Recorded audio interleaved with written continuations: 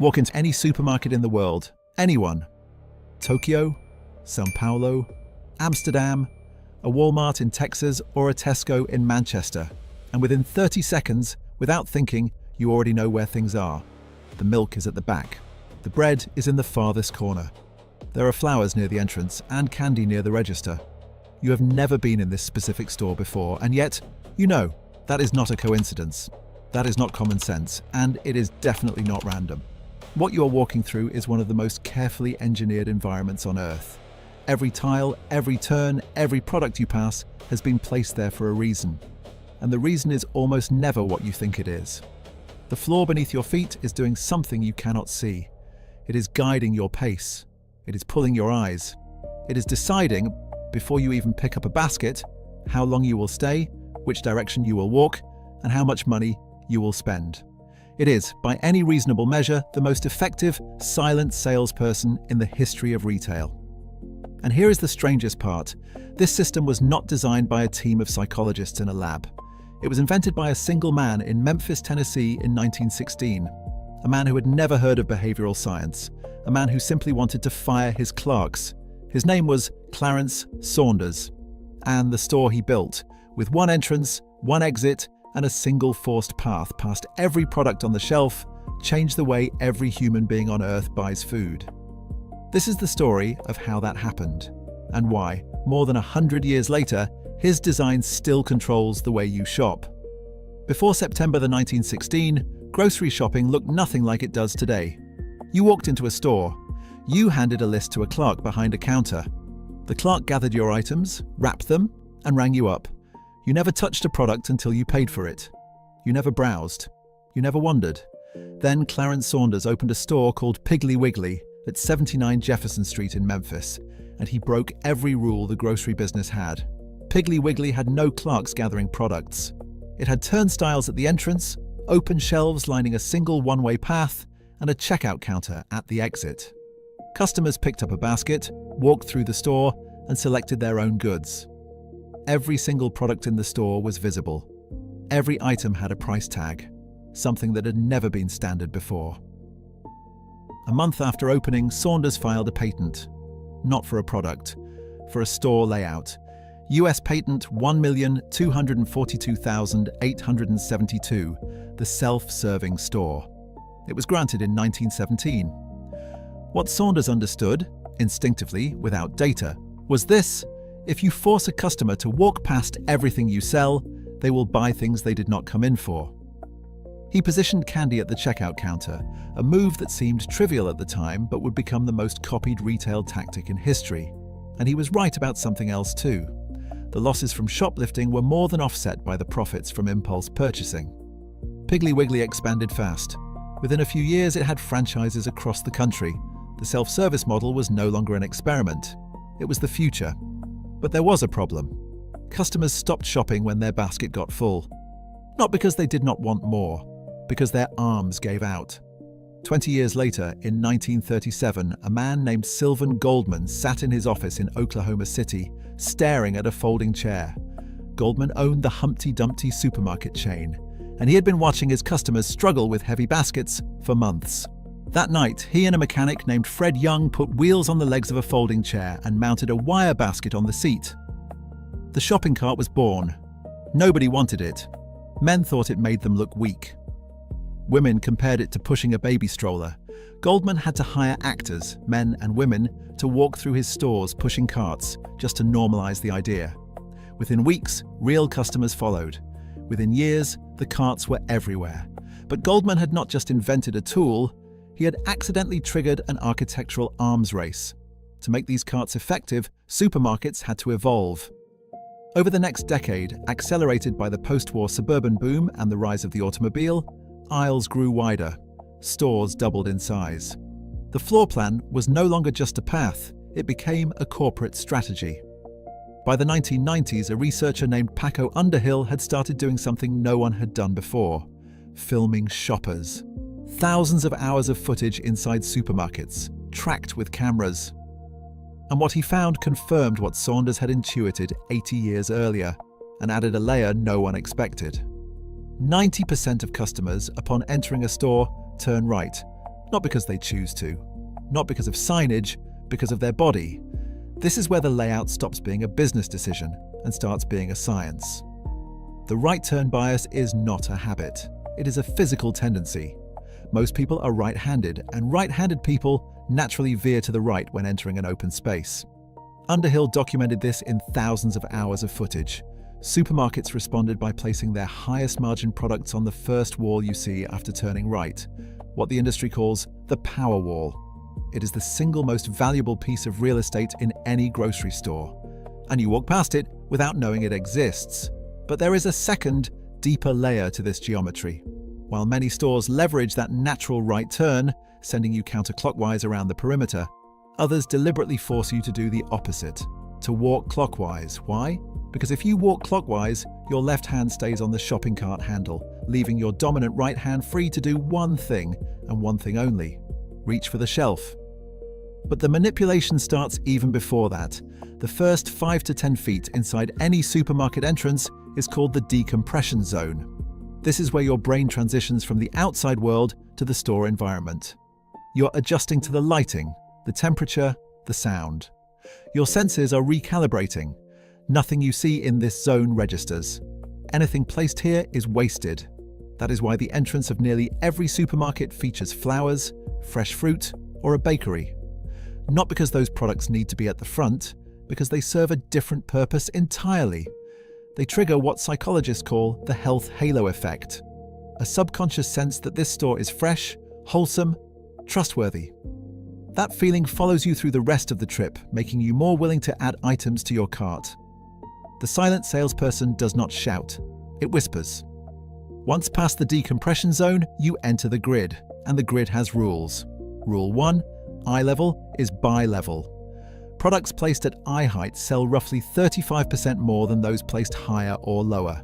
Brands pay thousands of dollars in slotting fees per shelf, per store, just to sit at your natural line of sight. The cereal your child begs for is not at your eye level. It is at theirs. Rule 2. Essentials live at the back. Milk, bread, eggs. The products you came for, the reason you walked into the store, are always in the farthest possible corner. Not because of refrigeration logistics. Walk-in coolers can be installed anywhere. They are at the back because every extra meter you walk is another meter of product exposure, another shelf you glance at, another chance for something to end up in your cart. Rule 3. End caps sell. The displays at the end of each aisle are not overflow. They are premium advertising space. Products placed on end caps see sales increases of up to 30%, even without a discount.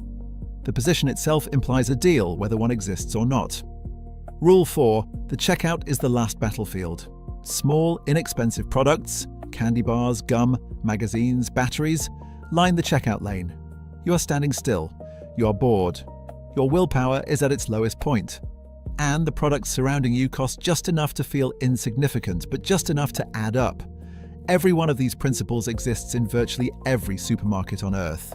Not because someone copied someone else's homework, because they all work. They are not theories. They are measured, tested, and optimized quarter by quarter. But how much do they actually move the needle? The numbers, when you see them, are difficult to believe. Up to 62% of all grocery store revenue comes from unplanned purchases, not impulse buys on candy. 62% of everything: meat, cheese, snacks, cleaning products. The majority of what ends up in the average shopping cart was never on the list. The average American spends $282 per month on purchases they did not plan to make. That is more than $3,000 a year, and 80% of those unplanned purchases happen in physical stores, not online. The screen has not replaced the store. The floor still wins.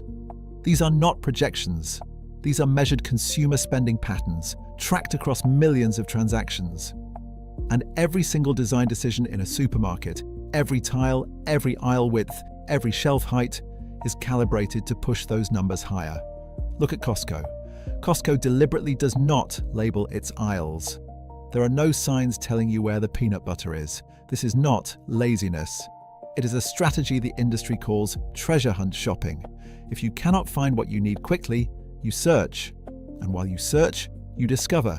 You pass a coat you are not looking for, a kitchen appliance on sale, a display of wine you did not know they carried. The confusion is the point. Costco wins by removing the map entirely. But on the other side of the retail spectrum, IKEA wins by doing the exact opposite. IKEA uses the modern evolution of Clarence Saunders' 1917 patent. They do not let you wander, they force you. One way in, one way out. A single path through the entire store. You cannot skip departments, you cannot jump ahead. You see everything, whether you want to or not. Two completely different strategies. One removes all structure, the other removes all choice. And the result is identical. You buy things you did not plan to buy. The silent salesperson wears different masks, but it is always the same face underneath. And there is one more tactic that almost no customer notices. Supermarkets regularly rearrange their layouts. Not because they got new shelves, because your brain adapts. After enough visits, you develop muscle memory. You stop looking. You walk directly to the products you need, ignoring everything else. Your autopilot kicks in, and autopilot is the enemy of impulse purchasing. So they move the pasta. They swap the cereal and the canned goods. They shift the bakery. And for a week, your autopilot breaks. You look around again. You browse. Sales dip briefly. Shoppers buy less when they cannot find what they need. But within 2 weeks, spending recovers and often exceeds the previous baseline. Because now you are noticing products again. The silent salesperson got a renovation, and you are paying for it. Today, the engineering has gone digital. Supermarkets use heat mapping software that tracks where customers walk, where they pause, where they reach. Planogram algorithms determine which products sit on which shelves, optimized per store, per season, per demographic. Some chains run A/B tests on aisle layouts the same way a tech company tests a landing page. The floor plan is no longer designed by a merchandising manager with a clipboard. It is designed by data. And all of this, the counterclockwise flow, the decompression zone, the power wall, the forced walk to the milk, the checkout gauntlet, all of it traces back to a man in Memphis who wanted to save money on Clerks. But there is one element of the supermarket that almost nobody talks about. And it might be the most effective manipulation of all. It is not something you see, it is something you hear and something you smell. In 1982, a marketing researcher named Ronald Milliman published a study that the grocery industry has never forgotten. He tested what happens when you change the tempo of background music in a supermarket. When the music was slow, under 72 beats per minute, shoppers moved slower. They spent more time in the store. And they spent 38% more money. Not a little more. 38%. The music you hear in a supermarket is not a playlist someone put on shuffle. It is selected by tempo, by genre, sometimes by time of day. Morning shoppers hear something different than evening shoppers. Weekend music is different from weekday music. The rhythm is a tool, and you never notice it because you are not supposed to. Then there is the smell. Walk into a supermarket, and you might catch the scent of fresh bread or roasted coffee. You assume there is a bakery nearby, or someone just brewed a pot. Sometimes that is true, sometimes it is not. Some retailers use scent diffusion systems, machines connected to the ventilation, that pump specific aromas into specific zones. The bread smell near the entrance is not always bread. It is a signal. It tells your brain that this store is fresh, that the food here is good, that you can trust what you are buying. And it goes deeper than sound and smell. The floor color beneath your feet changes between departments. Lighter tiles in the produce section, clean, clinical, fresh. Darker flooring near the wine and deli. Warm, rich, premium. You do not consciously notice the transition, but your perception of the products shifts with the surface beneath your shoes. The temperature shifts too. The produce section runs colder, the bakery is warmer. These are not accidents of HVAC engineering. They are deliberate sensory anchors designed to make each department feel like a different experience, even though you never left the building. The supermarket is not a store, it is a machine built to control pace, attention, emotion, and behavior. Every input, visual, auditory, olfactory, even tactile, is tuned to a single output, a bigger receipt at the checkout. And the people who designed it knew exactly what they were doing. So the next time you walk into a supermarket and turn right without thinking, past the flowers, past the fruit, past the bakery that smells like someone just pulled bread from the oven. Remember this, that turn was not your idea. The flowers are not there because that is where flowers belong. They are there because your brain needs a moment to adjust, and color is the fastest way to make you feel welcome. The bread is not at the back because the ovens are there. The bread is at the back because you have to walk past 6 aisles of things you do not need to reach it. The candy at the checkout. The cereal at your child's eye level. The end cap that looks like a deal but is not. The music that slows your steps. The scent that is not coming from a kitchen. All of it.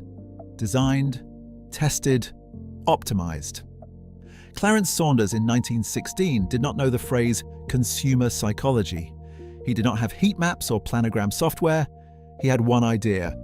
Let the customer walk past everything and they will buy more. He was right. And 100 years later, the world's largest corporations, Walmart, Carrefour, Tesco, Costco, Albert Heijn, are still running variations of his patent. The silent salesperson has never taken a day off. It does not need a commission. It does not need a break. It works 7 days a week, in every store, in every country, on every customer who walks through the door. And the thing that makes it so effective is the thing that makes it invisible. You are not supposed to know it is there. But now you do. The question is not whether supermarkets are designed to make you spend more. They are. That is settled. The question is simpler than that, and harder to answer. Now that you know, will you shop any differently?